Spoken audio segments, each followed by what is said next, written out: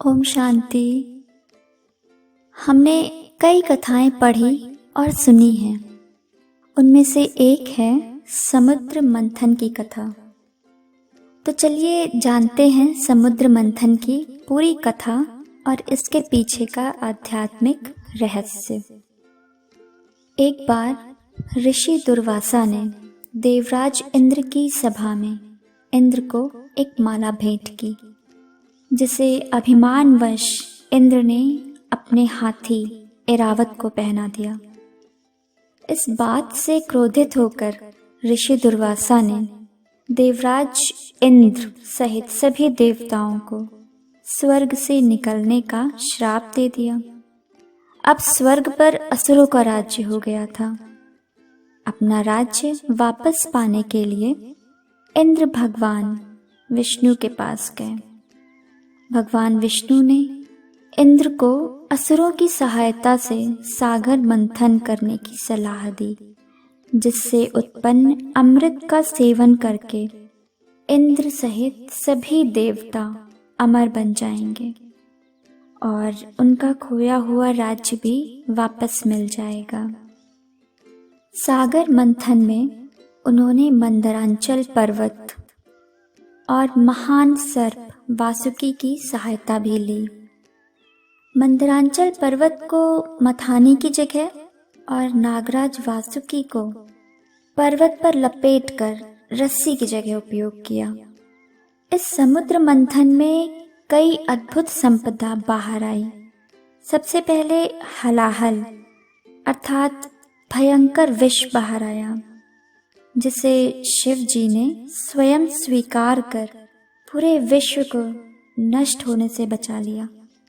इसके बाद कामधेनु अर्थात इच्छा पूर्ण करने वाली गाय और उच्चैश्रवा, जिसे सफ़ेद घोड़ा भी कहते हैं, और फिर ऐरावत जो कि सफ़ेद हाथी है, और कौस्तुभमणि जो कि एक दुर्लभ हीरा है, कल्प वृक्ष जो कि इच्छा पूर्ण करने वाला एक वृक्ष है, लक्ष्मी जो कि धन की देवी है, तथा वरुण, ये सभी बाहर आए। आखिरी में आयुर्वेदाचार्य धन्वंतरी अपने हाथों में अमृत लेकर बाहर आए। अमृत को छोड़कर बाकी सभी चीज़ें देवताओं और असुरों में बराबर बांट दी गई। भगवान विष्णु ने मोहिनी रूप धारण कर राक्षसों को मोहित किया, जिससे वे कुछ देर के लिए अमृत को भूल गए। तब तक देवताओं ने अमृत लेकर उसे ग्रहण किया। अमृत के प्रभाव से देवता अमर हो गए और उन्होंने राक्षसों पर विजय भी प्राप्त की। तो अब देखते हैं इस कहानी का आध्यात्मिक भाव क्या है। कहानी में सागर मंथन की ये जो कथा है, इसमें मनुष्य आत्मा के आध्यात्मिक पुरुषार्थ को बताया गया है। तो यहाँ समुद्र की तुलना शिव बाबा द्वारा दिए ज्ञान से कर सकते हैं। जिस प्रकार समुद्र के तल में अमूल्य रत्न मिलते हैं, उसी प्रकार ज्ञान की गहराई में भी अमूल्य आध्यात्मिक रहस्य छुपे हुए हैं। इन रहस्यों से पर्दा हटाने के लिए ज्ञान की गहराई में जाना अति आवश्यक है। यहाँ मंदरांचल पर्वत मनुष्य की दृढ़ता का प्रतीक है और नागराज वासुकी इच्छाओं का।